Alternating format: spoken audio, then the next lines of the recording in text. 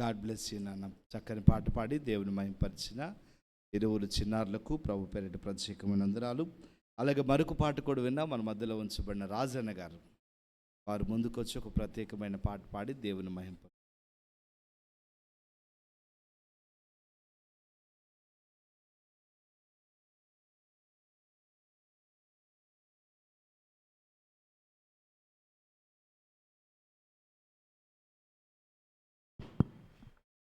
Praise lord. నీవు లేక క్షణమైనా నేనుండలేను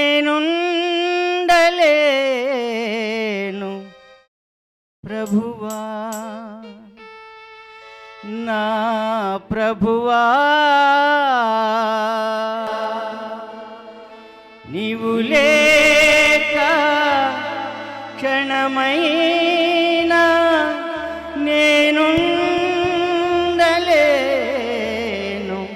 ప్రభువా, నా ప్రభువా.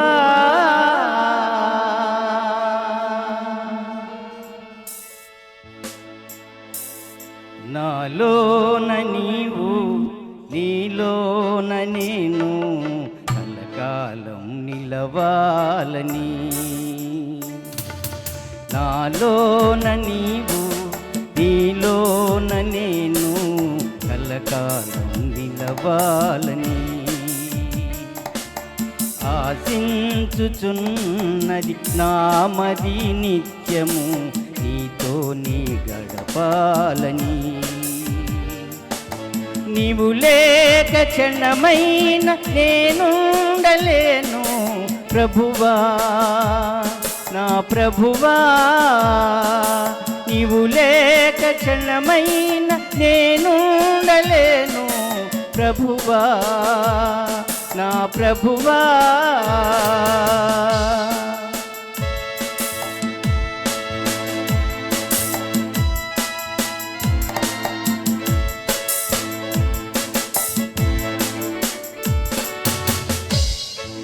నా గానం నా ధ్యానం నీవే దేవా, నా ప్రాణం నా సర్వం నీవే ప్రభువా. నా గానం నా ధ్యానం నీవే దేవా, నా ప్రాణం నా సర్వం నీవే ప్రభువా. మలినమైన నా హృదిని మార్చింది నీవే, నూతన మగు సృష్టిగా చేసింది నీవే. మలినమైన నా హృదిని మార్చింది నీవే, నూతన మగు సృష్టిని చేసింది నీవే ప్రభువా, నా దేవా. నీ స్థితికే ఆధారమా ప్రభువా, నా దేవా. ఈ సృష్టికే ఆధారమా. నాలోన నీవు, నీలోన నేను కలకాలం నిలవాలని. నాలోన నీవు, నీలోన నేను కలకాలం నిలవాలని.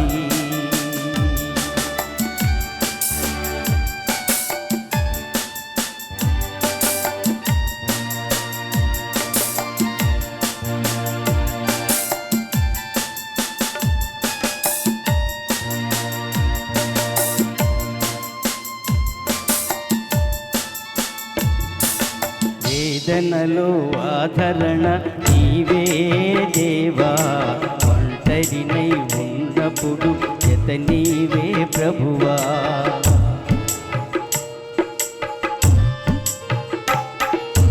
వేదనలో ఆదరణ నీవే దేవా, ఒంటరినై ఉన్నప్పుడు జత నీవే ప్రభువా. పనికిరాని నా బ్రతుకును చూసింది నీవే, ఉన్నతమగు స్థానానికి చేర్చింది నీవే. పనికిరాని బ్రతుకును చూసింది నీవే, ఉన్నతమగు స్థానానికి చేర్చింది నీవే ప్రభువా నా దేవా, ఈ స్థితికే ఆధారమా ప్రభువా నా దేవా, ఈ స్థితికే ఆధారమా. నాలోన నీవు నీలోన నేను కలకాలం నిలవాలని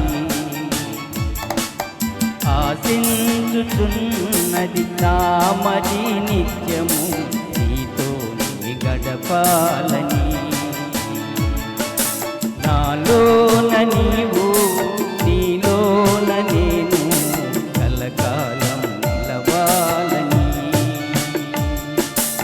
ఆశించుచున్నది నామది నిత్యము నీలో గడపాలని. నీవు లేక క్షణమైన నేనుండలేను ప్రభువా, నీవు లేక క్షణమైన నేనుండలేను ప్రభువా, నా ప్రభువా.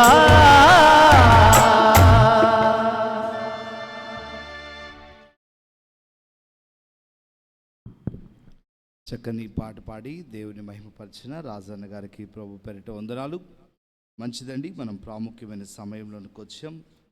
ఈ ప్రాముఖ్య సమయం నిమిత్తం ఏర్పాటు చేయబడిన వాక్య భాగము రూతు గ్రంథము.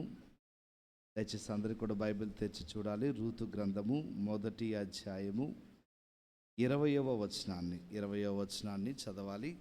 ఈ వాక్య పట్టణాన్ని చదవటానికి మన మధ్యలో ఉన్న సహోదరి మంజులా డేవిడ్ గారు ముందుకు వచ్చి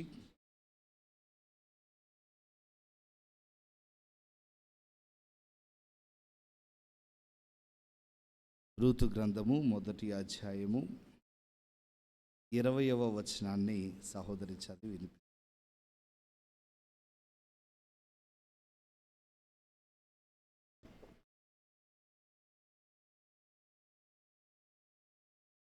నేటి దినమునకై ఏర్పాటు చేయ దైవవాక్య రూతు గ్రంథము 1:20 చదువు.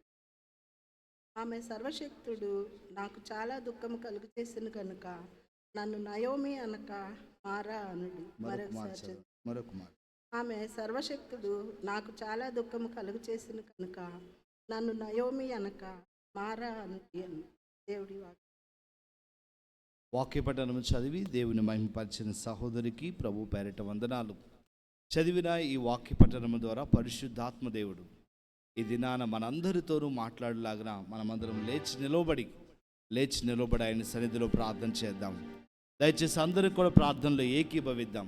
మా ప్రభువా, మీరు మాతో మాట్లాడండినైనా, పోయిన వారం నుండి ఈ వారం వరకు కూడానైనా మమ్మల్ని సంరక్షించి నీ మందిరానికి తీసుకొచ్చినందుకు స్తోత్రాలు అయ్యా. మా ప్రభువా, మీరు మాతో మాట్లాడండి. మా ఆత్మీయ జీవితాలను విశేషంగానైనా మీరు బలపరిచి నడిపించండి నైనా. అయ్యా, మా అందరం కూడానైనా మీ సన్నిధిలో మా పాపములు ఒప్పుకుంటున్నాం. మా నోటి ద్వారా కానీ మా కండ్ల ద్వారా కానీ తప్పు చేస్తుంటే మమ్మల్ని క్షమించినైనా ఈ సమయంలో మమ్మల్ని సరిచేయండి నైనా. దయచేసి అందరూ కూడా ప్రార్థన చేయాలండి. అందరూ కూడా కృతజ్ఞతాస్తుతులు చెప్పాలి. ప్రభు చేసిన ఉపకారాన్ని ఎవ్వరూ కూడా మర్చిపోవద్దండి. దయచేసి మనమందరం కూడా ప్రభు సన్నిధిలో వేడుకున్నాం. అయ్యా, మేము ఈ లోకంలో నివసిస్తూ ఎన్నో విధాలుగా ఎన్నో సమస్యలను ఎదుర్కొంటూ ఉన్నాం. అయ్యా, నీ భవనంలో చేరినైనా మా చింతలన్నిటిని కూడా మరచి నిన్ను స్తుతించి ఆరాధించే భాగ్యాన్ని మీరు మాకు దయచేయండి నైనా. దయచేసి అందరూ కూడా ప్రార్థన చేయాలండి. ఎవరు కళ్ళు తెరిచి అవిధేయతగా ఉండొద్దు. మనము ప్రభుని వేడుకున్నాం. నా తండ్రి, మీరు సహాయం చేయండి నైనా. నీ వాక్కులు వినిపించి మా చీకటి జీవితాన్ని మా నుండి దూరం చేసినైనా నీ వాక్యపు వెలుగులో నడిచే కృపను దయచేయండి నైనా. మా ప్రభు, నీ మాటలను వినడానికి మాకు సామర్థ్యాన్ని దయచేయండి నైనా. మాలో ఉన్న నిర్లక్ష్యాన్ని మా నుండి పారదోలండి నైనా. మేము పరిపూర్ణంగా పాద సన్నిధిలో నిన్ను వేడుకునే కృపను మీరు మాకు దయచేయండి నైనా. దయచేసి అందరూ కూడా ప్రార్థన చేద్దామండి. ప్రార్థన చేద్దాం. హల్లెలూయా. యేసు రాజాని భవనములో వేయి పగలు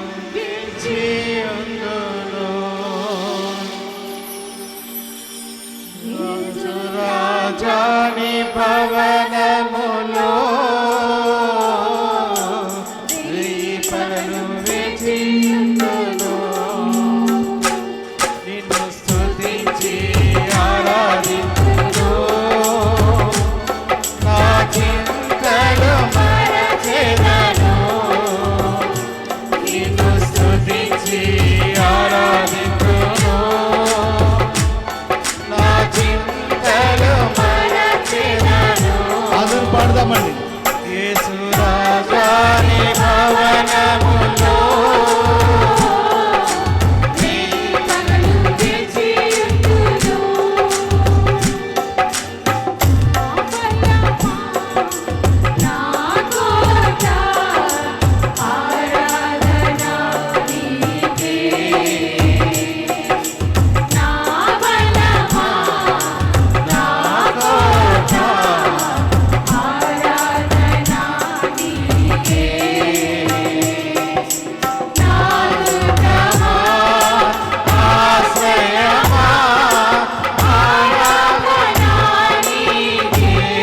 చెప్తామండి. దుఃఖమా ఆశ్రయమా ఆరాధన నీకే ఆరాధన ఆరాధన అబ్బా తండ్రి నీకేనయ్యా అందరూ పాడదామండి.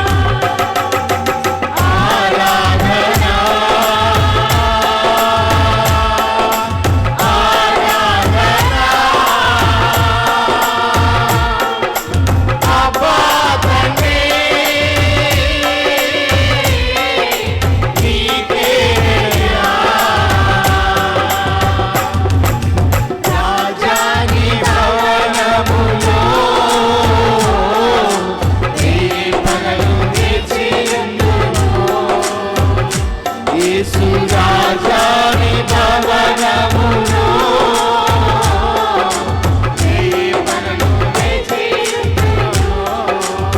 దయచేసి అందరూ పాడదామండి. ఆయన పాడదాం. నివాసించు యెహోవా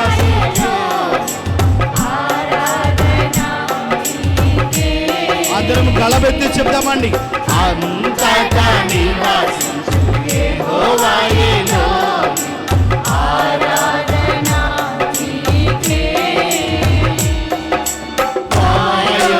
నీతి యెహోవా సిద్ధేను ఆరాధన నీకే అందరూ చెప్దామండి. ఆయొక్క నీతి యెహోవా సిద్ధేను ఆరాధన నీకే ఆరాధన చెప్దాం అందరం. ఆరాధన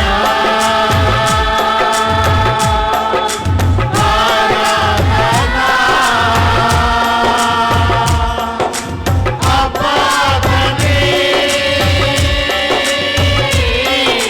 నీకేనయ్యా మరొక ఆరాధన చెప్దాం.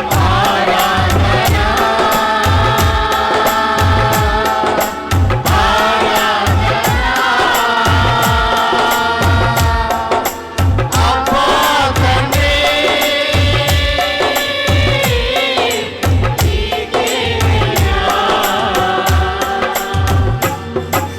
రాజాని భవనములో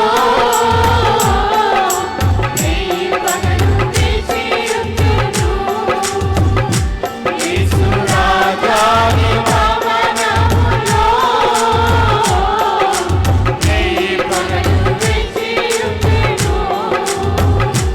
నిన్ను స్తుతించి ఆరాధింతును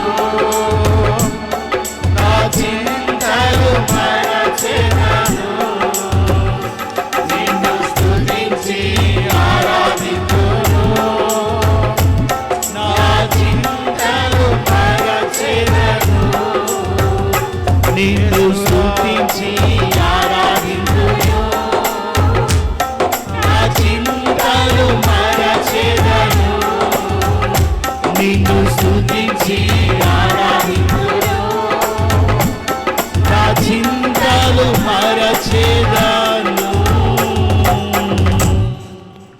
నిన్ను స్తుతించి ఆరాధింతును నా చింతలు మరచెదను. అవునయ్యా, నేను స్తుతించి ఆరాధించిన ఆయన మా చింతలన్నిటినీ కూడా మర్చిపోతాం నాయన. మా ప్రభు నీ సన్నిధిలో ఉన్న మా అందరి మీద కరుణ చూపినందుకు స్తోత్రాలు. నీ వాక్యపు వెలుగులో మా జీవితాలు ఉంచిన ఆయన నీ సన్నిధికి నడిపించినందుకు స్తోత్రాలు. నీ చల్లని మాటల చేత మా జీవితాన్ని ఈ దినాన సరిచేయబోతున్నందుకు స్తోత్రం నాయన. మా ప్రభు మీరు మాతో మాట్లాడండి నాయన. నీ వాక్యపు వెలుగులో మా జీవితాలు ఉంచండి నాయన. నిన్ను చేరుకోగలిగేటట్లుగా మమ్మల్ని ముందుకు తీసుకొని వెళ్ళండి నాయన. ఆత్మదేవుడా మీరే సహాయం చేయండి నాయన. ఎవరైతే అనారోగ్యంతో ఉన్నారో అట్టి బిడ్డలందరినీ కూడా స్వస్థపరచండి. ఎవరైతేనైనా దిక్కుతోచని స్థితిలో ఉన్నారో అట్టి బిడ్డలందరికీ ఆదరణ కలిగించండి. ఎవరైతే నీ సన్నిధిలో ఉండి కూడా నిర్లక్ష్యంగా ఉన్నారో అట్టి బిడ్డలందరికీ కూడా మరింతగా నమ్మకాన్ని కుదర్చండి. మా ప్రభు నీ వాక్యపు వెలుగులో మా జీవితాలు ఉంచి నీ కొరకు ఆయత్తపరిచి మా అందరినీ కూడా మీరు ముందుకు నడిపించమని, మా అందరితో కూడా మాట్లాడమని ప్రార్థన చేస్తున్నాం నైనా. అల్పునైనా మీ పక్షాన ఉంటుండగా నా నోటిని మీ బోరగా వాడుకొని మా అందరికీ కావలసిన ఉపదేశం అందించి మమ్మల్ని బలపరచమని మా రక్షకుడు నీ ప్రియకుమారుడైన యేసు నామంలో అడిగి వేడుకుంటున్నాం తండ్రి, ఆమేన్. పఠింప శ్రేష్ఠ గ్రంథము బైబిల్, పఠింప శ్రేష్ఠ గ్రంథము బైబిల్, పఠింప శ్రేష్ఠ గ్రంథము బైబిల్, పఠింప శ్రేష్ఠ గ్రంథము బైబిల్. అనుదినం పఠించిన ప్రేమతో నడుపును. ఓ పఠింప శ్రేష్ఠ గ్రంథము Bible. The best book to read is the Bible. The best book to read is the Bible. The best book to read is the Bible. The best book to read is the Bible. If you read it every day, if you run after it, oh, the best book to read is the Bible. దయచేసి అందరూ కూర్చున్నాం.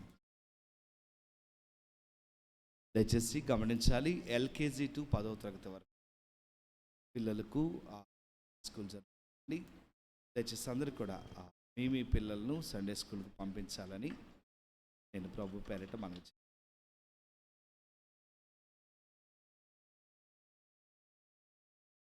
మంచిదండి.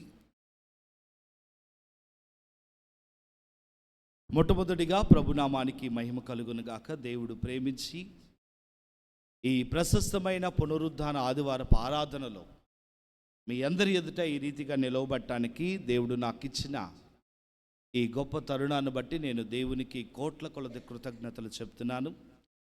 అదేవిధంగా ప్రభు వర్తమానం విని ఆత్మీయతలో ఎదిగి నిరీక్షణతో ఉంటూ ఆయన రాకడలో కొనిపోబడాలని ఎంతో ఆశతో ఇక్కడికి వచ్చిన దేవుని బిడ్డలైన పిల్లలైన మీ అందరికీ కూడా ప్రభు అయిన యేసుక్రీస్తు నామంలో శుభములు తెలియచేస్తున్నాను. నిజంగా ప్రియులరా, క్రైస్తవుని ప్రయాణంలో మనందరికీ సంతోషాన్ని ఇచ్చేటువంటి సమయము ఏంటంటే దేవుడు మనతో మాట్లాడే సమయం. ఎందుకంటే ఈ భూమి మీద చాలా మాటలు జరుగుతూ ఉంటాయండి. మనుషులు మాట్లాడుతూ ఉంటారు. ఈ భూమి మీద ఎన్నో సంభాషణలు జరుగుతూ ఉంటాయి, ఎన్నో మాటలు వింటూ ఉంటాం. కానండి దేవుని మాటలు మనందరికీ కూడా ఒక సంతోషాన్ని పుట్టిస్తాయి. దేవుని మాటలు మనందరినీ కూడా రిపేర్ చేసి ఆయన కొరకు సిద్ధపరుస్తాయి. అందుకోసమే ఆయన మాటలను వింటున్న మనం అందరం కూడా ధన్యులమండి. అందుకోసమే క్రైస్తవునికి అత్యంత ప్రాముఖ్యమైనటువంటిది ఏంటంటే ఆయన మాటలు వినడం. ఎందుకంటే మనుష్యుడి మాట వింటే ఏ ప్రయోజనం దొరుకుతుందో లేదో, కానీ దేవుని మాటలు గనుక వింటూ ఉంటే మనందరి జీవితం మార్పు చెందుతుందండి, రూపాంతరం చెందుతుంది. ఎందుకంటే ఆయన మాటలు వింటూ ఉండగానే మన అవయవాలలో ఉన్న అంతరింద్రియాలన్నీ కూడా కదిలించబడతాయండి. చలనం, మనలో ఒక నూతనమైన ఆధ్యాత్మికత మనలో నుండి పుట్టడం మనం చూస్తాం. ఎందుకంటే ఆయన సన్నిధిలో అంత గొప్ప శక్తి ఉంది. దయచేసి ఇంత విలువైన సన్నిధిని దేవుడు మనకిచ్చాడు.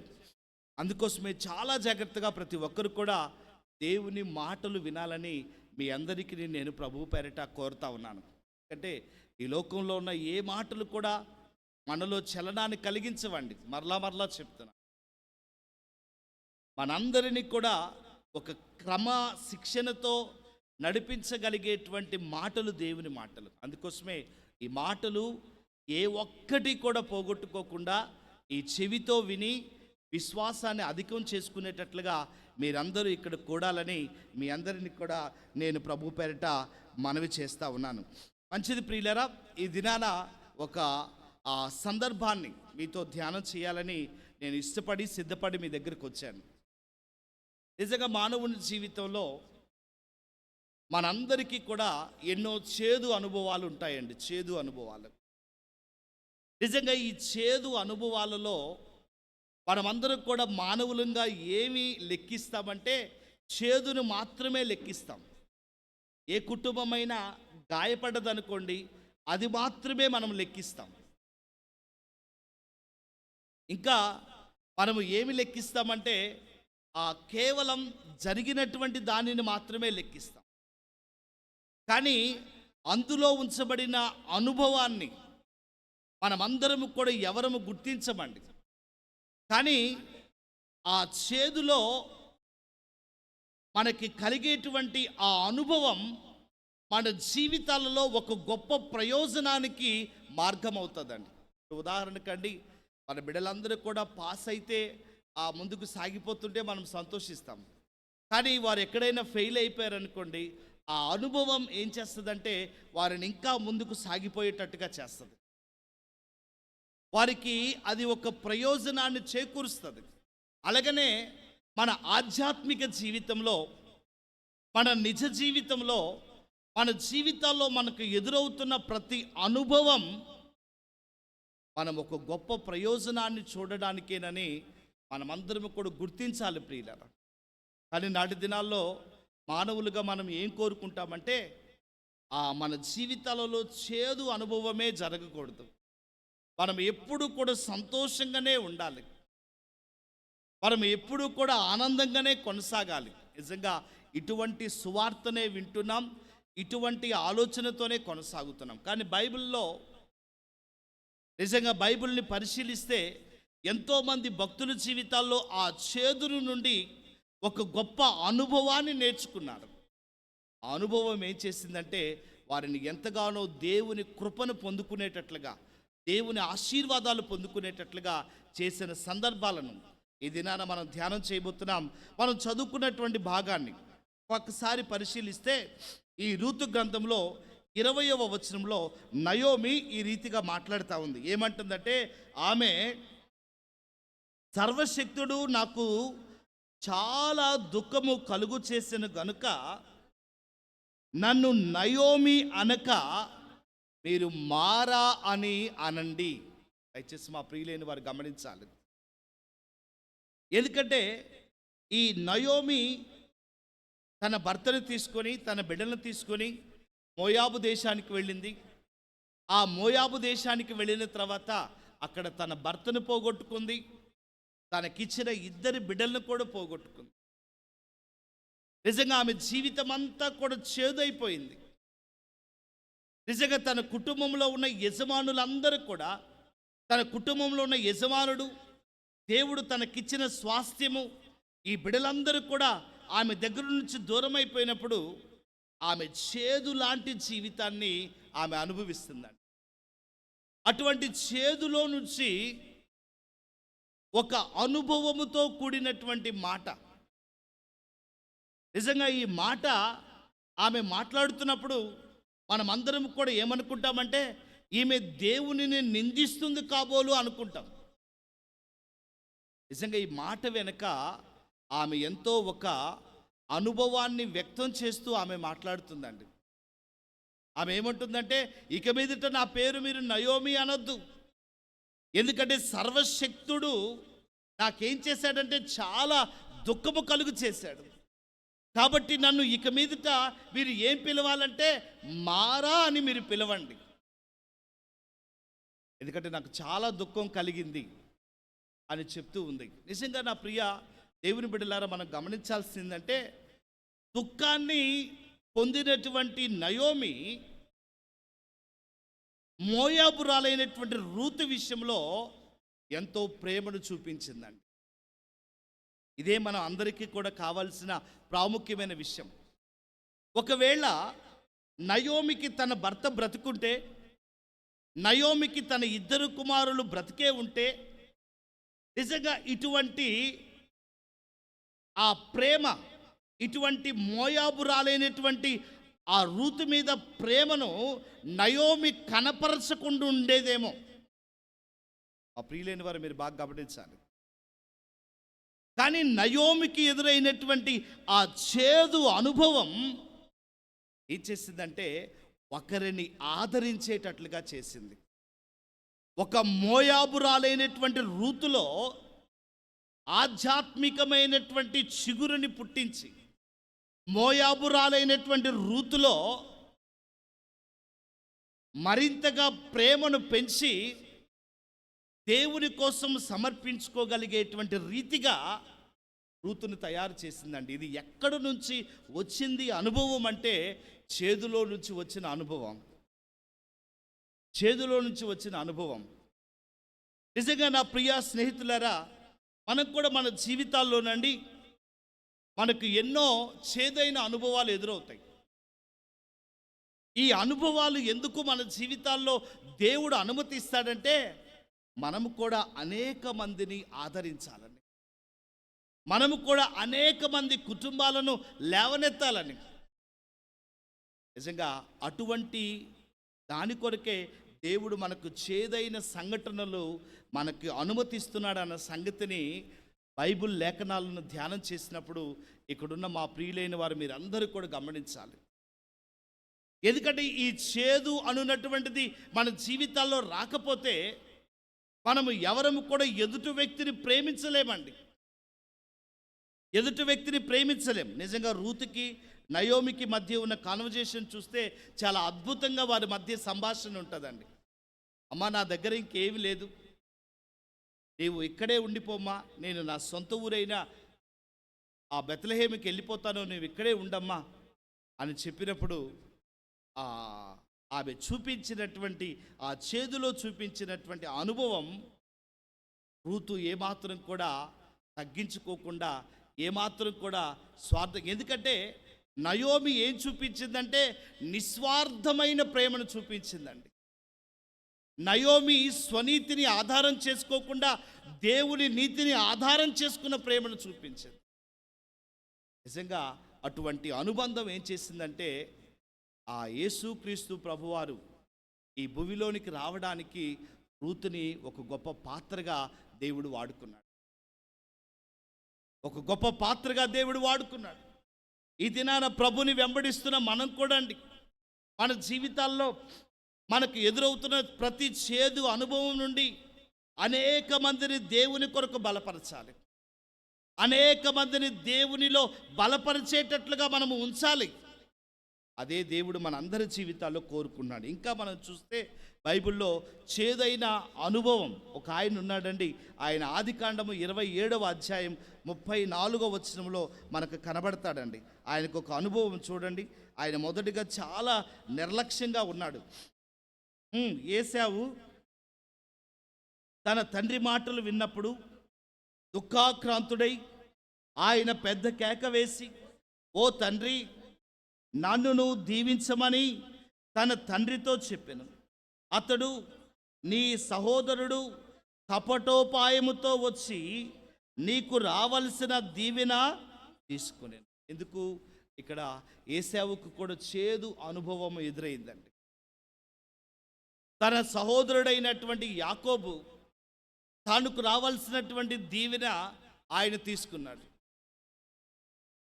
నిజంగా అటువంటి సమయంలో ఏశావు ఎంతో దుఃఖాక్రాంతుడిగా అయ్యాడండి.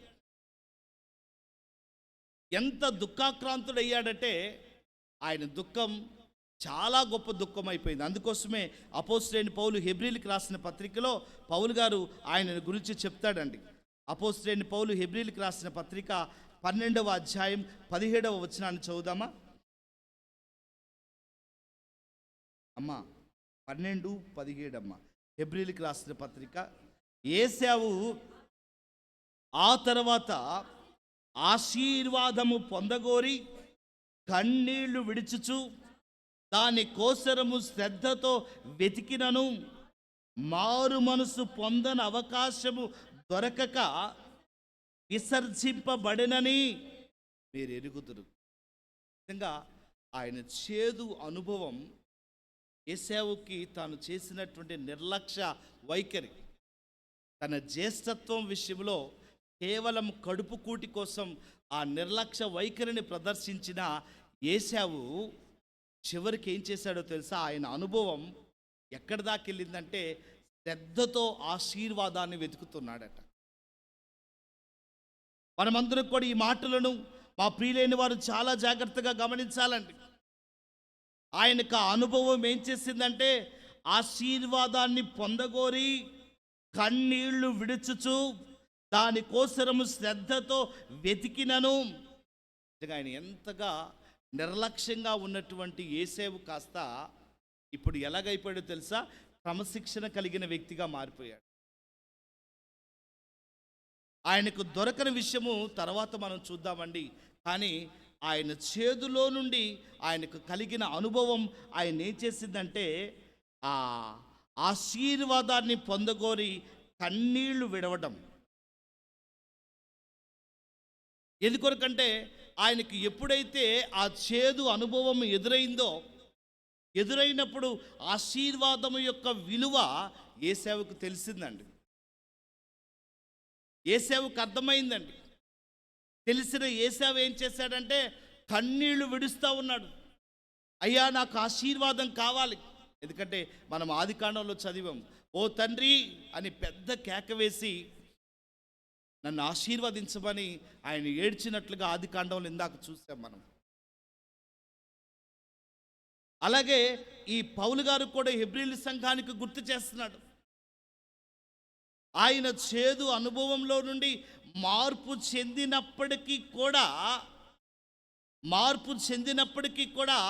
ఆయన అక్కడ ఎటువంటి ఆశీర్వాదాన్ని పొందలేకపోయాడు. క్రీస్తునందు ప్రియమైనటువంటి దేవుని బిడ్డలారా, ఈ సందర్భాన్ని పరిశుద్ధాత్మ దేవుడు మనకెందుకు గుర్తు చేస్తున్నాడంటే ఈ కృపాయుగంలో ఆయన మనల్ని కొనిపోబడక ముందు వరకే మన జీవితాలండి. ఆయన మనల్ని కొనిపోబడిన తర్వాత, రహస్య రాకడలో మనం అందరము ఎత్తబడిన తర్వాత ఈ భూమి మీద మనం ఎంత యాచన చేసినా సరే ప్రభువుని చేరుకోలేమండి. ఎందుకు ఈ అనుభవాన్ని పౌలు గారు చెప్తున్నాడంటే జరగబోయే అనుభవాన్ని హెబ్రీయులకు చెప్తున్నాడండి. ఈ భూమి మీద పరిశుద్ధాత్మ దేవుడు ఆయన రాకడ వరకు మాత్రమే ఉంటాడు. పరిశుద్ధాత్మ దేవుడు ఈ కృపాయుగంలో అందరి యొక్క పాపాలను క్షమించేటట్లుగా తండ్రి దగ్గర విజ్ఞాపన చేస్తాడు. ఒక్కసారిగా ఈ రాత్రి గనుక సంఘము ఎత్తబడితే ఆ తర్వాత విడవబడిన సంఘం ఇక్కడ ఏసేవులాగా కన్నీళ్లు విడిచి శ్రద్ధతో దేవునిని వెతికినా సరే వారు ఎవ్వరు కూడా ప్రభు దగ్గరికి వెళ్ళరండి. వాళ్ళు వెళ్ళాలంటే ఖచ్చితంగా హతసాక్షులు అవ్వాల్సిందే. ఈ సందర్భాన్ని ఎందుకు హెబ్రీయులకు చెప్తున్నాడంటే సమయము ఉన్నప్పుడే మీరు సరిచేసుకోండి. సమయం ఉన్నప్పుడే మీరు సరిచేసుకోండి. మీరందరూ కూడా ఇదే అనుకూల సమయం. ఆనాటి దినాల్లో చేదు అనుభవం ఎదురైన దాకా ఏశావులో మార్పు రాలేదు. ఆయనకి ఎప్పుడైతే తన ఆశీర్వాదాలు తన తమ్ముడైన యాకోబు తీసుకున్నాడని తెలిసిందో అప్పుడు ఆయన రొమ్ము కొట్టుకొని ఏడవడం మొదలుపెట్టాడు.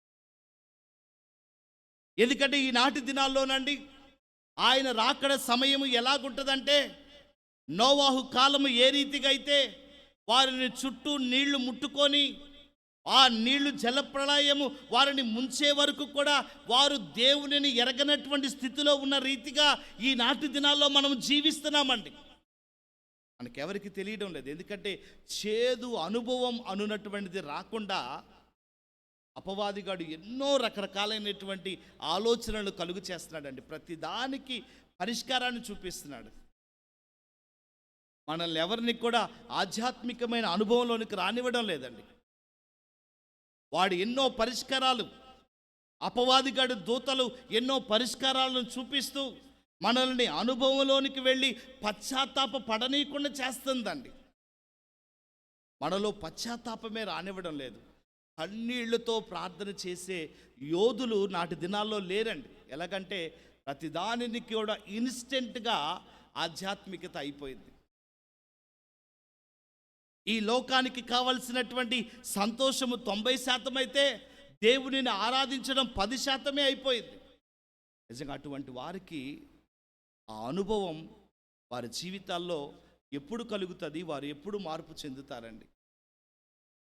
అందుకోసమే నా ప్రియ దేవుని బిడ్డలారా, ఈ చేదుని మన జీవితాలలో మనము ఎదుర్కొనడానికి సిద్ధంగా ఉండి ఆ అనుభవము ద్వారా మనమందరం కూడా మన జీవితాలలో ఆ ఆశీర్వాదాన్ని పొందుకునేటట్లుగా మనం సిద్ధం. ఎందుకంటే నాటి దినాల్లో చాలామంది చెప్తూ ఉన్నారు, యేసు ప్రభుని అధికంగా వెంబడిస్తే శ్రమలు వస్తాయండి, యేసు ప్రభు సేవ చేస్తే ఎన్నో అవమానాలు వస్తాయని చెప్పుకొని ఎంతోమంది అండి ఈ లోకాన్ని కూడబెట్టుకుంటూ అదే దేవుని సేవ అనుకొని వారు మోసపోతూ ఉన్నారు. అదే దేవుని సేవ అనుకొని మోసపోతున్నారు. కానీ మన జీవితాలలో మనకు ఎదురవుతున్న ప్రతి ఒక్క అనుభవం మనల్ని దేవునితో ఉంచేటట్టుగా చేస్తుందన్న సంగతిని వారు మర్చిపోతూ ఉన్నారు. అందుకోసమేనండి ఒక అద్భుతమైనటువంటి విషయాన్ని అపోస్తలుడైన పౌలు ఫిలిప్పీలకి ఆయన రాస్తా ఉన్నాడు. చూద్దామా? అపోస్తలుడైన పౌలు ఫిలిప్పీలకి రాసినటువంటి పత్రికలో చాలామంది ఎలాగనుకుంటున్నారంటే దేవుని సేవ అంటే దేవుని సేవ వేరు, దేవుని కోసం చేసే సేవ వేరండి.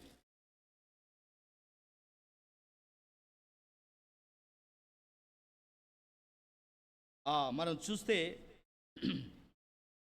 ఆ 4వ అధ్యాయంలో 17వ వచనం నుంచి మనం చదువుదామా? నేను ఈవిని ఆపేక్షించి ఇలాగు నేను చెప్పుటలేదు కానీ లెక్కకు విస్తార ఫలము రావాలనని ఆపేక్షించి నేను చెప్పుచున్నాను. నాకు సమస్తమును సమృద్ధిగా కలిగి ఉన్నది. మీరు పంపిన వస్తువులు ఎపఫ్రోదితు వలన పుచ్చుకొని ఏమీ తక్కువ లేక ఉన్నాను. అవి మనోహరమైన సువాసనయు దేవునికే ప్రీతికరమును ఇష్టమునై ఉన్న యాగమునై. పౌలు గారు ఇక్కడ ఎందుకు ఈ మాట చెప్తున్నారంటే నాకు అన్ని సమస్తము కూడా సమృద్ధిగా కలుగున్నాయి. నేను దేవుని పరిచర్య కోసం ఎవరి దగ్గర కూడా భిక్షాటన చేయాల్సిన పని లేదు. నేను దేవుని దగ్గర ఎవరి దగ్గర కూడా అడగాల్సినటువంటి పని లేదు. ఎందుకంటే పౌలు గారు ఒక అనుభవంతో ఈ లేఖ ఫిలిప్పీలకి రాస్తా ఉన్నాడు. నాకు అన్నీ కూడా సమృద్ధిగా ఉన్నాయి. నేనండి దేవుని పని వేరు, దేవుని కోసం చేసే పని వేరు. ఎందుకంటే దేవుని పని అనుకొని చాలామంది ఎలాగ ముందుకెళ్తామంటే ఎవరో ఒకరు చేస్తూ ఉన్నారులే దానితో ముందుకు వెళ్దాం అనుకుంటాం.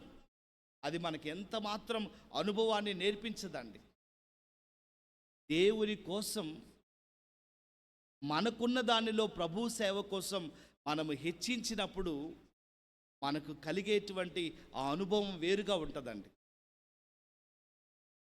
ఆ అనుభవం వేరుగా ఉంటుందండి. ఇప్పుడు ఉదాహరణకండి ఎక్కడైనా చర్చి కట్టాలండి. చర్చి కట్టాలంటే మనమందరం కూడా తల ఒక చెయ్యి వేసి చర్చి కట్టేస్తాం. కానీ ఇది కొద్దిగా అనుభవం. కానీ ఒక్కరే సమర్పించుకొని ఆ సంఘ నిర్మాణాన్ని చేసి చూడండి. ఆ అనుభవం ఏం చేస్తుందంటే వారిని లోపల ఎగిరిపోయేటట్టుగా ఆనందం పుట్టిస్తుందండి. ఆనందం అండి ఈ లోకంలో మనకి ఎక్కడా దొరకదండి. ఎన్ని డబ్బులు ఎంత ఎవరికి ఇచ్చినా సరే ఆ ఆనందం మనకు దొరకదండి. అంటే ఈ అనుభవం వేరండి. నిజంగా మన ఆధ్యాత్మిక జీవితాల్లో మనందరికీ కూడా ఏం కావాలో తెలుసా? అనుభవం కావాలండి. దేవునికి ఇచ్చి పొందుకునే అనుభవం కావాలి. పౌలు గారు ఈ ఫిలిప్పీ సంఘానికి ఆయన రాస్తూ ఎలాగ చెప్తున్నాడో తెలుసా? మీరందరూ దేవునికి ఇస్తున్నారు, నాకు తెలుస్తుంది. మీ ఖాతాలలో దేవుడు సమృద్ధి అయినటువంటి ఆశీర్వాదాన్ని ఆయన ఉంచబోతున్నాడని నేను నమ్ముతున్నాను, సంతోషిస్తున్నానని పౌలు గారు ఆ లేఖ రాస్తున్నాడండి ఫిలిప్పీ సంఘానికి. ఎందుకంటే పౌలు గారికి ఆ అనుభవం తెలుసండి. క్రీస్తునందు ప్రియమైనటువంటి దేవుని బిడ్డలారా, ఎందుకంటే దేవుని పరిచర్య విషయంలో మనకి చేదు అయినటువంటి దానిలో ఎన్నో అనుభవాలను మనం నేర్చుకోవాలండి. నిజంగా పౌలు గారు ఆయన ఎక్కడుండి ఈ మాట చెప్తున్నాడో తెలుసా?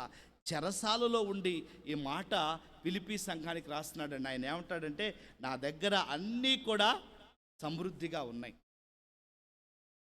మీరు దేనికోసం కూడా ఎవరు కూడా కలత చెందాల్సిన పని లేదు.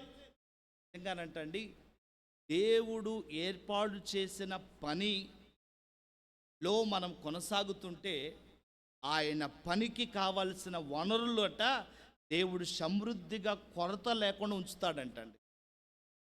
దానికి ఎవరిని కూడా మనము మన జీవితాల్లో ఎవరు ఏదో ఇస్తారని ఆలోచన చేయాల్సిన పని లేదండి. ఎందుకంటే ఒక అనుభవంతో కూడిన మాట ఇక్కడ పౌలు గారు చెప్తున్నాడు. దేవుని పరిచర్యకు ఏం కావాలో అవన్నీ కూడా నా దగ్గర ఉన్నాయి, నా దగ్గర సమృద్ధిగా ఉన్నాయి అని పౌలు గారు చెప్పడం మనమందరం కూడా చూస్తూ ఉన్నాం. నిజంగా ఇట్టి అనుభవం మనందరికీ కూడా కావాలండి. దేవుని పరిచర్య కోసం మనమందరం కూడా ఇట్టి కోరిక ఉండాలండి. మన తలంపులు పెద్దవిగా ఉండాలి. మన దగ్గర కొద్దిగా ఉన్నా సరే ఆయన ఇచ్చే దేవుడని ఆ అనుభవం మనకు కావాలండి. మనందరికీ కూడా ఇట్టి ఆలోచన ఉండాలండి. ఈ అనుభవం లేకపోతే మనం ఎవరము కూడా ముందుకు సాగలేమండి. ఎందుకంటే మన అందరిలో అండి చాలా పెద్ద పెద్ద కోరికలు ఉంటాయి. పెద్ద మందిర నిర్మాణం చేయాలని, పెద్దగా అనేక మందిని సమకూర్చాలని. కానీ మరలా మనల్ని మనం చూసుకోనండి కృంగిపోతాం. ఎందుకో తెలుసా? మనకు అనుభవం లేదండి, మనకు అనుభవం లేదు.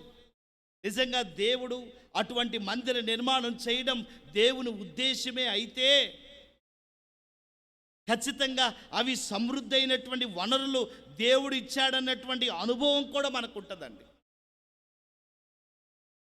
నిజంగా దేవుని పరిచర్యలో మనం సాగిపోతూ ఉంటే ఎన్నో ఆశీర్వాదాలను మనం చూడగలమండి. అందుకోసమే ఇక్కడ మనం చూస్తే ఇక్కడ ఏశావుకి ఉన్న అనుభవం ఎలాగుందంటే తన యొక్క హృదయ పరిస్థితిని ఎంత కరెక్ట్గా చేసుకున్నప్పటికీ కూడా ఆయన పొందుకోలేకపోయాడు.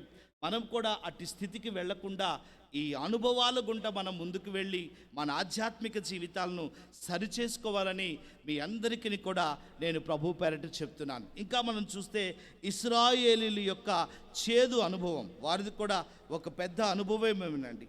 మనం చూస్తే నిర్గమాకాండము 1వ అధ్యాయము 14వ వచనాన్ని చదువుదామా?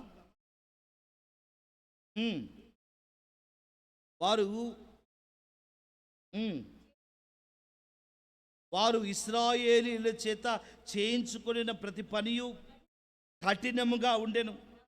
వారు జిగటమంటి పనిలోను, ఇటుకల పనిలోను, పొలములో చేయు పనిలోను కఠిన సేవ చేయించి వారి ప్రాణములను వారు విసిగించారు. వారు ఏం చేశారంటే ఇశ్రాయేలీలు కూడా ఒక చేదైనటువంటి అనుభవాన్ని ఇక్కడ చూస్తున్నారు. ఎందుకంటే ఇశ్రాయేలీలు ఇట్టి అనుభవాన్ని పొందుతారని అబ్రహాముతో దేవుడు ముందుగానే మాట్లాడి చెప్పాడండి. అదే ఇక్కడ ఇశ్రాయేలీలు జరిగించడం మనం చూస్తున్నాం. అదే నిర్గమాకాండము 2వ అధ్యాయం 23వ వచనంలో కూడా చూస్తామా? అలాగున అనేక దినములు జరిగిన మీదట ఐగుప్తు రాజు చనిపోయెను. ఇశ్రాయేలు తాము చేయుచున్న పెట్టి పనులను బట్టి నిట్టూర్పులు విడుచుచు మొరపెట్టుచుండగా తమ వెట్టి పనులను బట్టి వారు పెట్టిన మొర దేవుని యొద్దకు చేరెను. ఎందుకొరకంటే ఇక్కడ ఇశ్రాయేలీల యొక్క అనుభవం చూడండి ప్రియులరా. ఆ అనుభవం ప్రక్క ఆ ఐగుప్తీలు వారిని తీవ్రమైనటువంటి వేదనకు గురి చేస్తున్నారు. ఆ ప్రియులైన వారు ఈ సందర్భాన్ని బాగా మీరు అర్థం చేసుకుంటేనే ఆత్మీయమైన ఆశీర్వాదాన్ని మనం ఈ దినాన పొందుకోగలం. ఇక్కడ ఇశ్రాయేలీలు తీవ్రమైనటువంటి పని ఒత్తిడితో విసిగిపోయారు.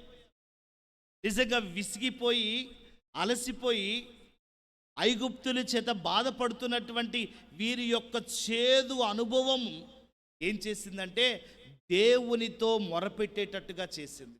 వారు ఏం చేశారో తెలుసా? నిట్టూర్పులు విడిచారండి. వారు ఎంతో దుఃఖాక్రాంతులుగా మారిపోయారు. అలా అయినటువంటి వారి యొక్క మొర దేవుడు ఆలకించాడని నిర్గమాకాండంలో పరిశుద్ధాత్మ దేవుడు రాయించాడు. ఎందుకొరకంటే ఒక చేదైనటువంటి అనుభవం దేవునితో మాట్లాడేటట్టుగా చేసిందండి. ఒకవేళ ఇశ్రాయేలు అలాగే సమృద్ధిగా ఉంటే, ఎందుకంటే ఇశ్రాయేలు ఎంతో సమృద్ధిని అనుభవించిందండి, ఎంతో చక్కగా ముందుకు వెళ్ళింది. అబ్రహాము, ఇస్సాకు, యాకోబు కుటుంబంలో ఉన్న పిల్లలని దేవుడు ఎంతో చక్కగా దీవించాడు. ఆనాటి దినాల్లో యాకోబు కాలంలో వారికి కరువు వచ్చినప్పటికీ కూడా వారికి పిస్తాకాయలు, బాదంకాయలు సమృద్ధిగా ఉండేయండి. అటువంటి వారు ఈ ఐగుప్తుకు వచ్చిన తర్వాత, ఆ మొదటి ఫరో చనిపోయిన తర్వాత, ఆ వేరొక యోసేపు తెలియనటువంటి వేరొక రాజు ఆ ఫరో చక్రవర్తిగా ఉన్నప్పుడు ఆయన వారిని బాధ పెట్టినప్పుడు వారు ఏం చేశారో తెలుసా? వారు నిట్టూర్పులు విడిచారట. వారు నిట్టూర్పులు విడిచారండి. ఆ నిట్టూర్పులు ఏం చేశాయో తెలుసా? అవి దేవుని యొద్దకు చేరాయట. ఆ బాధలు దేవుని యొద్దకు చేరాయండి. నిజంగా దేవుని యొద్దకు చేరిన ఆ బాధలకి పరిష్కారంగా మోషేని దేవుడు పంపినట్లుగా మనం అందరం కూడా చూస్తాం. అందుకోసమే పరిశుద్ధాత్మ దేవుడు ఈ దినాన నీతో నాతో చెప్తున్నాడు. మనం కూడా మన జీవితాల్లో ఎన్ని ప్రతికూలమైన పరిస్థితులు మన ముందు ఉన్నప్పటికీ కూడా ఆ పరిస్థితులలో గుండా మనము దేవుని వైపు చూస్తూ ఆయనకు మన మొరని, మన నిట్టూర్పులను కనుక వినిపించగలిగితే ఆ పరిస్థితులన్నిటి నుండి కూడా మనము ఆ సరి అయిన సమాధానాన్ని మన జీవితంలో మనం పొందుకుంటామండి. సరి అయినటువంటి సమాధానాన్ని మనం పొందుకుంటాం. అందుకోసమే ఆ ఒక అనుభవం ఏం చేసిందంటే దేవునికి వినపడేటట్టుగా, మొరపెట్టేటట్టుగా వారిని మార్చింది. నిజంగా దేవునికి వినపడాలి, మొరపెట్టాలంటే మనము ఎంతగా ఆయన దగ్గరికి వెళ్ళి ప్రాధేయపడాలోనండి. మనము ఎంతగా ప్రాధేయపడాలో. ఎందుకంటే మనం ఈనాటి దినాల్లో మన ప్రార్థనలు ఎలాగైపోయినాయి అంటే మోకాటి మీద ప్రార్థన చేసే విధానం నుండి మనం తప్పించబడ్డామండి. మన ప్రార్థనలు నాటి దినాల్లో ఎలాగైపోయినాయి అంటే కేవలం తాత్కాలికమైనటువంటి ప్రార్థనలుగా మిగిలిపోయినాయి. మనమందరం కూడా ఏమనుకున్నామంటే మనం ప్రార్థన చేస్తున్నాం కానీ మన ప్రార్థనకు ఎటువంటి ప్రతిఫలం రావట్లేదని మనకు మనమే చెప్పుకుంటున్నాం. కానీ మన ప్రార్థన ఎలాగుండాలో తెలుసా అండి? అలనాడు ఇశ్రాయేలీలు దేవునికి వారి యొక్క నిట్టూర్పులు చెప్పినటువంటి అటువంటి ప్రార్థన మనం చేయాలండి. దేవునికి వినబడేటట్టుగా మనం ప్రార్థన చేయాలి. చేయాలంటే చేదైన అనుభవాల్లో మనమందరం కూడా మన జీవితాలను మనం ముందుకు తీసుకుని వెళ్ళాలండి. ఎందుకంటే నాటి దినాల్లో నేను మొదటిగా చెప్పిన రీతిగా ఎవరమైనా సరే ఆ చేదైన అనుభవాన్ని పొందడానికి ఇష్టపడటం లేదండి. వాటి దగ్గర నుంచి పారిపోవడానికే మనం అందరం కూడా ఇష్టపడుతున్నాం. అందుకోసమే మరొక సందర్భాన్ని మీకు నేను గుర్తు చేస్తానండి. సంఖ్యాకాండము 20వ అధ్యాయం 15వ వచనాన్ని ఒక మారు చూద్దామా?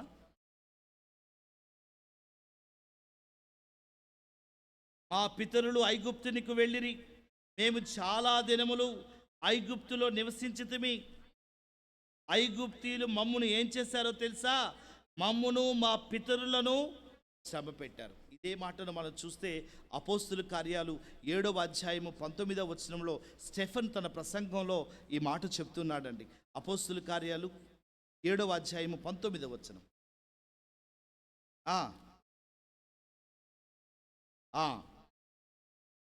వారు మన పితరులను కూడా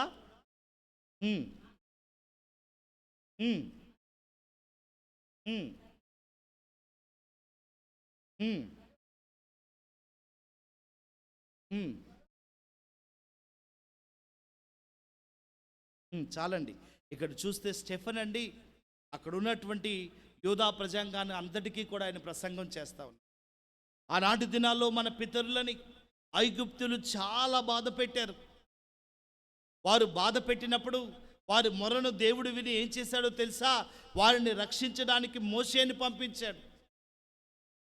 మోషే ద్వారా వారిని అక్కడి నుంచి విడిపించాడన్న సంగతిని స్టెఫెను తన ప్రసంగంలో అక్కడ వారికి చెప్తూ ఉన్నాడు. ఈ మాట ఎందుకు వారికి చెప్తున్నాడంటే,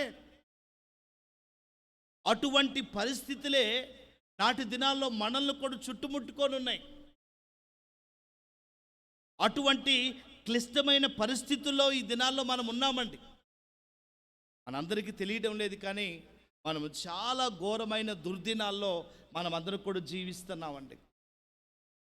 అయితే ఇటువంటి దుర్దినాల్లో మనల్ని మోషేలాగా విడిపించి నడిపించి శ్రమ నుంచి తప్పించగలిగినటువంటి ఆయన ఎవరు అంటే, ఆయనే ప్రభు అయిన యేసు క్రీస్తండి.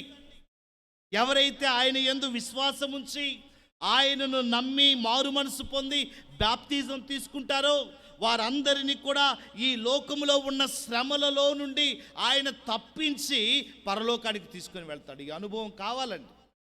ఈ లోకం మనం అందరం కూడా అనుకుంటున్నాం ఈ లోకం చాలా కాలం ఉంటుందని. కాదండి, ఈ లోకము మహావేంద్రముతో కాలిపోవడానికి సిద్ధంగా ఉందండి. ఎన్నో రకరకాలైనటువంటి మార్పులు ఈ లోకంలో కనబడతా ఉన్నాయండి. ఈ లోకంలో పనిచేస్తున్న నాయకుల్లో ఇప్పుడు నిజాయితీ లేదండి. ఆనాటి దినాల్లోనండి యుద్ధం అంటే ఒక ఒప్పందం చేసుకుంటే ఆ ఒప్పందానికి కట్టుబడి ఉండేవాళ్ళు. కానీ ఇప్పుడండి, ఇప్పుడు జరుగుతున్న యుద్ధాలు ఎలాగో తెలుసా అండి? ఇప్పుడు జరుగుతున్న యుద్ధాలు ఎలాగున్నాయో అంటే, ఇప్పుడు సమాధానం అడుగుతారు, మరలా సాయంకాలానికి యుద్ధం మొదలు పెడతారు. నిజాయితీ లేని యుద్ధాలండి. ఎందుకంటే అటువంటి దశలోనికి మనమందరం కూడా వచ్చేసాం. మనం ఎవరం కూడా క్షేమంగా ఉన్నామని అనుకోవద్దండి. చాలా ఆనాటి దినాల్లో ఉన్న ఇశ్రాయేలీల బాధ కంటే కూడా మనం ఇంకా ఘోరమైనటువంటి బాధలో మనం ఉన్నాం. ఆ అనుభవం మనకు కావాలండి. మనకు తెలియడం లేదు, కానీ ఈ భూమిలో యుద్ధాలు జరుగుతున్నప్పుడు దాని వలన కలిగేటువంటి వ్యాధులు అంతా ఇంత కాదండి. ఇక ఘోరమైనటువంటి వ్యాధులు ప్రజలను చుట్టుముట్టుకోబోతా ఉన్నాయి. ఎన్నో మార్పులండి. ఎక్కడ వ్యతిరేకమైతే అటువంటి దేశాలను కొట్టడం. నిజంగా ఇటువంటి పరిస్థితిలో మన అనుభవం ఎలాగుండాలంటే, యేసు ప్రభు ఈ రాత్రి వస్తే ఆయనతో కొనిపోబడగలిగేటట్టుగా మన అనుభవం ఉండాలండి. ఇంకా నేను కొంతకాలం ఉంటానండి, ఇంకా నా వయసు చిన్నదండి, ఇంకా నా పిల్లలు చిన్నవారండి, ఇంకా నాకు చాలా సమయం ఉందని అనుకునేటువంటి రోజుల్లో మనం లేవండి. ఎందుకంటే రెప్పపాటున మార్పులు జరిగేటువంటి పరిస్థితిలోనికి మనం అందరం కూడా వచ్చాం. ఎందుకంటే ఆ యాంటీ క్రైస్ట్ వాడి యొక్క రాజ్యాన్ని విస్తరింప చేస్తున్నాడండి. అనేకమైన మార్పులు తీసుకొస్తున్నాడు.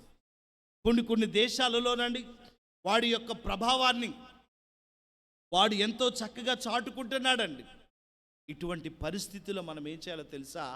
ఈ అనుభవాలు, మనం చూస్తున్న భూకంపాలు, మనం అనుకుంటున్న ఈ భూమిలోనండి నిమిషానికి కొన్ని వేల భూకంపాలు జరుగుతున్నాయండి. కొన్ని వందల మంది చనిపోతూ ఉన్నారు. అటువంటి పరిస్థితుల మధ్య మనం ఉన్నాం. నిజంగా వీటన్నిటినీ కూడా చూస్తూ ఉన్నాం.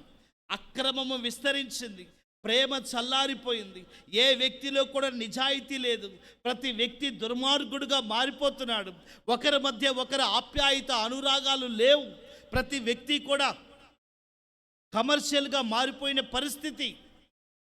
ఇటువంటి పరిస్థితుల మధ్య మనమందరం కూడా ఏమి ఎదురు చూడాలో తెలుసా? మన అనుభవం ఏం చేయాలంటే, ఆ రక్షకుడిని మనము ఆయన రాకడలో కొనిపోబడేటట్లుగా మనం ఎదురు చూడాలి. అంతేకాని ఇంకా మన అనుభవం అండి ఈ లోకంలో పొడిగించుకునేటట్లుగా మనం ఎవరం ప్రయత్నం చేయకూడదు.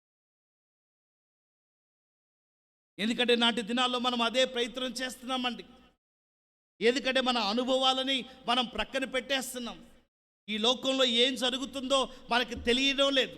నిజంగా ఎప్పుడైతే ఈ లేఖనాలు మనం చదువుతామో, ప్రభు మత్తయి సువార్తలో 24వ అధ్యాయంలో ఏవైతే తన శిష్యులతో తన యొక్క కాలంలో ఆయన రాకడ సమయంలో ఏమి జరుగుతాయని చెప్పాడో అవన్నీ కూడా వచనము వెంబడి వచనం, కార్యము వెంబడి కార్యము జరగడం మనం అందరము కూడా మన అనుభవంలోనికి వస్తే మనం ఏం చేస్తామో తెలుసా?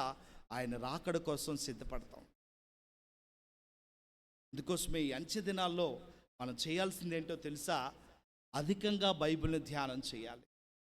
మన ఇంటిలో అధికంగా మోకాటి ప్రార్థన చేయాలి. మన బిడ్డలు తొలగిపోకుండా ఉండేటట్లుగా మన కుటుంబంలో కుటుంబ ప్రార్థనలు చేయాలి. ఎందుకంటే నాటి దినాల్లో ఎన్ని వింతైన కార్యాలు లోకంలో జరుగుతున్నాయో తెలుసా అండి? నిజంగా ఒక వివాహం జరిగితే చక్కగా లక్షల కోట్లు పెట్టి వివాహం జరిగిస్తే వారి దాంపత్య ప్రయాణం ముందుకు సాగిపోతుందా అన్నటువంటి అనుమానం వ్యక్తం అయిన దినాలు. ఎందుకంటే మరొక దినాన నేను యూట్యూబ్లో చూశాను. ఒక పాపని ఎంతో చక్కగా అల్లారు ముద్దుగా పెంచుకున్నటువంటి వారిని ఒక ఆయన ఏమార్చాడండి. ఈ పరిస్థితులన్నీ కూడా మనం ఏం చేయాలో తెలుసా? ఈ అనుభవం మనల్ని ఏం చేయాలంటే దేవునితో కొనిపోబడేటట్టుగా మనల్ని, ఆయనతో వెళ్ళేటట్లుగా మనమందరం కూడా సిద్ధపడాలండి. అదే దేవుడు మనందరి జీవితాల్లో కూడా కోరుకుంటా ఉన్నాడు. అందుకోసమే బైబిల్ గ్రంథంలో కూడా మరొక వ్యక్తిని మనం చూద్దామండి. పేతురు కూడా ఒక చేదైనటువంటి అనుభవాన్ని ఎదుర్కొన్నాడండి. లూకా సువార్త 22వ అధ్యాయం 62వ వచనం మనందరికీ కూడా తెలుసా అండి. పేతురు ఏం చేశాడంటే ఆ అనుభవం, యేసు ప్రభువారిని పలుమార్లు 3 మార్లు నేను ఎరగనని చెప్పడం మనం చూస్తాం. లూకా సువార్త 22వ అధ్యాయం 62వ వచనం అండి. ఆయన వెలుపలికి పోయి సంతాపపడి ఏడ్చెను. నిజంగా మనం చూస్తే ఆయన అనుభవం ఏం చేసిందంటే సంతాపపడి ఏడ్చేటట్టుగా చేసింది. ఎందుకంటే దేవునినే ఆయన ఎవరో నాకు తెలియదన్నటువంటి జీవితంలోనికి ఆయన వెళ్ళిపోయాడండి. నిజంగా ఇక్కడండి మనమండి ఎక్కడన్నా బయటికి వెళ్తే మనకు ఆ అనుభవం ఏడుపు వస్తుంది కదండి. ఎక్కడైనా బయటికి వెళ్తే మీరు క్రిస్టియన్సా అంటే మనము బ్రతుకు కోసం కాదండి, మేము హిందువులండి అని చెప్పే మనుషులు కూడా లేకపోలేదు. లేరా? ఖచ్చితంగా ఉంటారండి. ఈ లోకంలో బ్రతుకు కోసం మనం అదే చెప్తామండి. ఎవరయ్యా మీరంటే మేము హిందువులమండి. నేను ఎవరిని విమర్శించడం లేదండి. ఎందుకంటే ఈ అపాయకరమైనటువంటి దినాల్లో మనకి ఉన్నటువంటి ఈ అనుభవాలు మనమందరం కూడా అనుకుంటున్నాం. మనము ఎన్నిసార్లు పేతురులాగా దేవునిని ఎరగనని చెప్తున్నామో తెలుసా అండి? ఎన్ని మార్లు చెప్తున్నామో? పలుమార్లు చెప్తున్నామండి. పేతురు అన్న 3 మార్లు చెప్తే మన జీవితంలో కొన్ని లక్షల సార్లు ఉదయం నుంచి సాయంకాలం వరకు దేవుడిని మేము ఎరగమని చెప్తున్నామండి. మనమందరం కూడా ఏం చేసుకున్నామో తెలుసా? మన జీవితాలకు మాస్క్ వేసుకుంటాం. మాకు దేవుడు తెలియదండి అని చెప్పే పరిస్థితిలోకి వెళ్తున్నాం. నిజంగా అటువంటి పరిస్థితిలో ఉన్న మనం ఏం చేయాలో తెలుసా? ఈ అపాయకరమైనటువంటి దినాల్లో పశ్చాత్తాప పడాలండి. అనుభవం ఒకసారి మనం కళ్ళు మూసుకొని వెనకకి వెళ్ళి చూస్తే మనం ఎంతమంది నిజాయితీగా నా ప్రభువుని నేను కలుగున్నానని చెప్పగలుగుతున్నామండి? ఎంతమంది మన యొక్క జీవిత విధానాన్ని దేవుని బిడలమని ఈ లోకానికి చూపించగలుగుతున్నామండి? ఎంతమంది దేవునిని మహిమపరిచే రీతిగా మనందరి జీవితం ఉందండి? మనం అందరం పేతురులాగే మొదటి సందర్భంలో ఉన్న పేతురులాగే పలుమార్లు దేవుడు నాకు తెలియదు అంటున్నాం, నాకు తెలియదు. నిజంగా ఇటువంటి అనుభవాలు మనల్ని ఏం చేయాలో తెలుసా? పేతురులాగా సంతాపపడేటట్టుగా చేయాలి. నిజంగా ఈ భూమి మీద మన జీవితాల్లో 50-60 సంవత్సరాలు వచ్చినాయి కదండి. ఈ జీవితాల్లో మనం చేసిన ప్రార్థన మన వల్లనే ఇన్ని రోజులు మనం బ్రతికామా? ఒకసారి మన కుటుంబాలను పరిశీలిద్దాం. మన కుటుంబాలు ఇంతగా దీవించబడడానికి కేవలం మనం చేసిన ప్రార్థనేనా? లేదా దేవుని కృప నిజంగా మనం చేసిన ప్రార్థన ఏముండదండి, ఆయన కృపే. ఆయన కృప మన పట్ల ఇంత అపరిమితంగా చూపిస్తున్న దేవుని విషయంలో మనం ఎంతగా పశ్చాత్తాపపడాలండి. అందుకోసమే అపోస్తలుడైన పౌలండి కొరింథీయులకు రాసిన 2వ పత్రిక 7వ అధ్యాయం 9వ వచనంలో ఒక అద్భుతమైనటువంటి మాటను ఇక్కడ పౌలు కొరింథీ సంఘానికి చెప్తున్నాడు. మీరు దుఃఖపడితిరని నేను సంతోషించడం లేదు, కానీ మీరు దుఃఖపడి మారు మనసు పొందితిరని నేను ఇప్పుడు సంతోషించు. అంటే ఆనాటి దినాల్లో కొరింథీయులండి దేవుని కోసం గట్టిగా నిలవబడ్డారండి. అనుక్షణం కూడా ఆనాటి దినాల్లో ఉన్నటువంటి రోమాకు సంబంధించిన చక్రవర్తి అండి వారిని ఎంతగానో దుఃఖపెట్టాడండి. అడుగడుగున వారిని ఎంతగానో వేధించాడండి. అటువంటి దుఃఖము వారిని ఏం చేసిందో తెలుసా? వారి జీవితాన్ని సంతోషంగా మార్చేటట్టుగా చేసిందండి.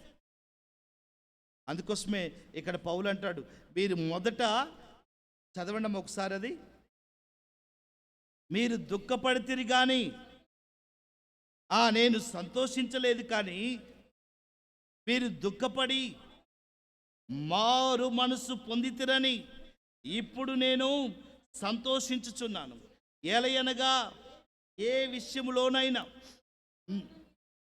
విషయములోనైనను మా వలన మీరు నష్టము పొందకుండుటకై దైవ చిత్తానుసారంగా మీరు దుఃఖపడితిరి. ఏ విషయంలో కూడా మా విషయమై మీరెవ్వరు కూడా నష్టపోకుండేటట్లుగా మీరు ఏం చేశారంటే దైవ చిత్తానుసారమైన దుఃఖం. ఎందుకంటే దైవ చిత్తానుసారమైన దుఃఖము మనల్ని నిత్య జీవానికి చేరుస్తుందండి. ఎందుకంటే మనకు అడుగడుగునా కూడా ఈ దైవ చిత్తానుసారమైనటువంటి దుఃఖం మనల్ని ఏం చేస్తుందంటే దేవుని దగ్గరికి చేరుస్తుందండి. ఈ దైవ చిత్తానుసారమైన దుఃఖాన్ని మన జీవితాల్లో మనం అందరం కూడా ఈ అనుభవం మన జీవితాల్లో కావాలండి. మనందరికీ కూడా కావాలి. నిజంగా మన బిడ్డల కోసం ఈ దినాన మనం కన్నీరు కార్చి ప్రార్థన చేయాలండి.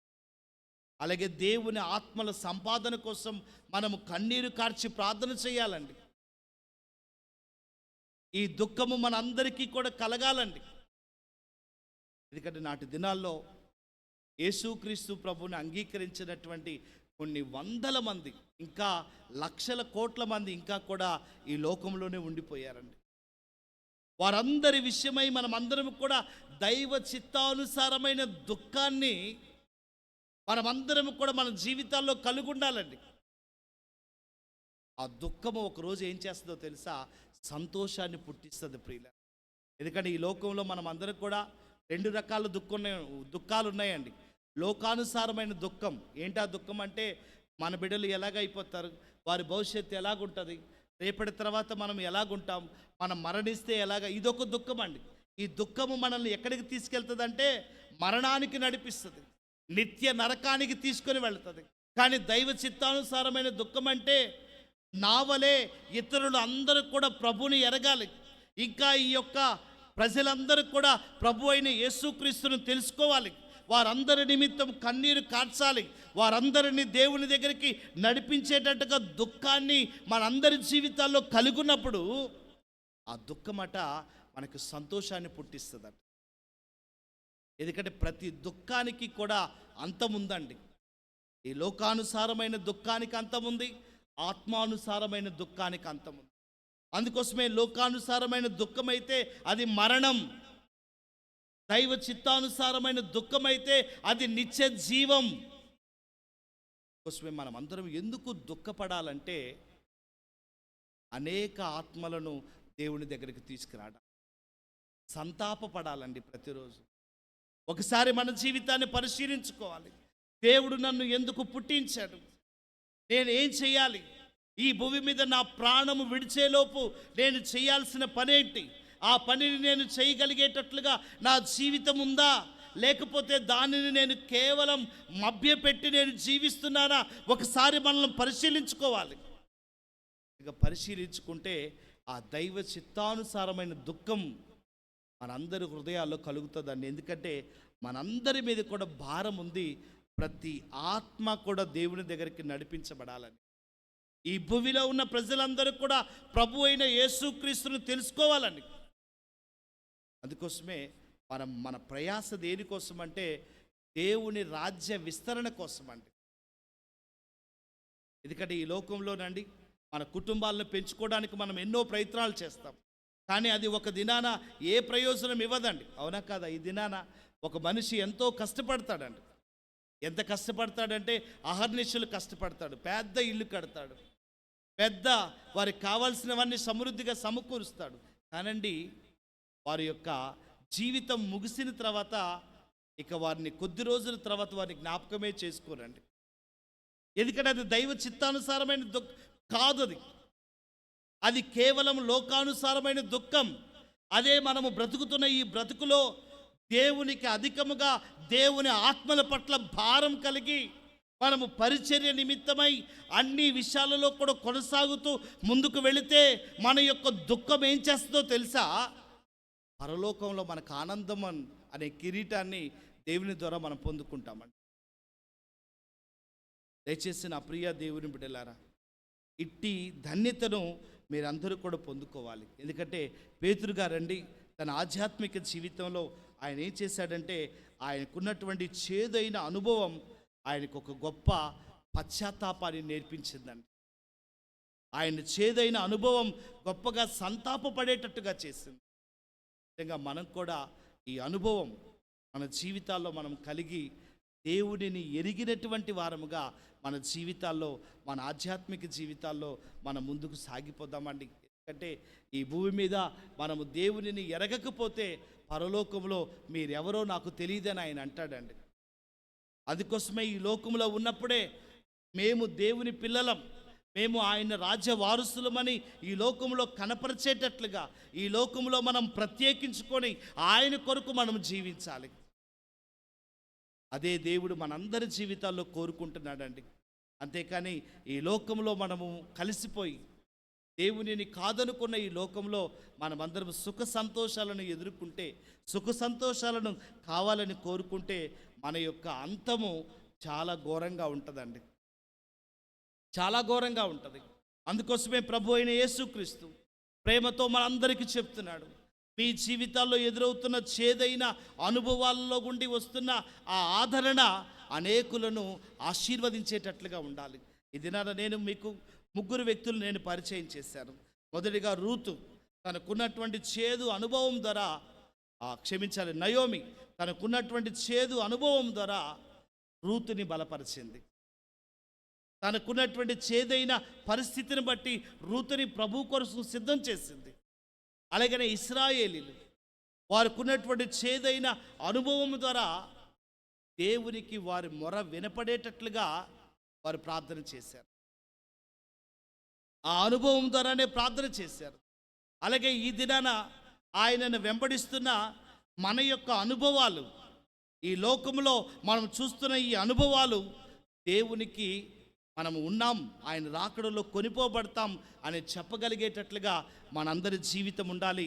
అది మనం 2వ విషయంగా నేర్చుకున్నాం. 3వ విషయంగా పేతురు గారి విషయాన్ని మనం ధ్యానం చేశాం. పేతురు ఏ రీతిగా అయితే పలుమార్లు ప్రభుని నేను ఎరగనని చెప్పాడు, తర్వాత ఆయన ఏ రీతిగా సంతాపపడ్డాడో, ఇది మనం కూడా ఈ రోజు నుంచైనా ప్రభు విషయంలో మనం ఆయనకి దగ్గరగా ఉండి మనం సంతాపపడి ఆయన పనిలో మనమందరం ముందుకు సాగిపోదాం. దైవ చిత్తానుసారమైన దుఃఖంతో మన జీవితాలను నడిపిద్దాం. మన యొక్క కోరిక ఏంటో తెలుసా? మన జీవితం యొక్క లక్ష్యం ఏంటో తెలుసా? అనేక ఆత్మల సంపాదన, అనేక ఆత్మలను దేవుని దగ్గరికి చేర్చడం, అనేక మందికి క్రీస్తు సువార్తను ప్రకటించడం, దేవుని రాజ్య విస్తరణ ఈ భూమిలో జరిగించడానికే మనము దుఃఖపడాలి. కానీ ఈ లోకంలో ఉన్న దేనికోసం కూడా మనము దుఃఖపడకూడదు. అందుకోసమే మనము దైవ చిత్తానుసారమైన దుఃఖంతో మనమందరం కూడా జీవించి దేవుడిని మహిమపడదాం. ఈ దినాన నేర్చుకున్న ఈ పాఠం మనందరి ఆధ్యాత్మిక జీవితంలో ఎంతో కదలికలు కలిగించేట్టుగా ఉందని నేను నమ్ముతున్నాను. ఎందుకంటే దేవుని యొక్క మాటలు మీ అందరి హృదయాలను కదిలిస్తాయి. ఆ మాటలు ఎంతో విలువైనవి కాబట్టి ఈ మాటల ద్వారా మీరు ప్రేరేపించబడి ప్రభు కోసం మీరందరూ కూడా ఎదురు చూస్తారని, ఆయన రాకడలో కొనిపోబడగలిగేటట్లుగా మీరందరూ సిద్ధపడతారని నేను ప్రభు పక్షాన ప్రభు మాటగా మీకు తెలియచేస్తూ నేను ఈ మాటలు ముగిస్తున్నాను. దేవుడి మాటలు మనందరి వినికినిలో దీవించును గాక. ఈ సమయంలో ఆయన పని నిమిత్తం కానుకలు తీసుకున్నామండి. పరిచారకులు ముందుకొచ్చి ఆయన పని నిమిత్తం కానుకలు తీసుకుంటారు.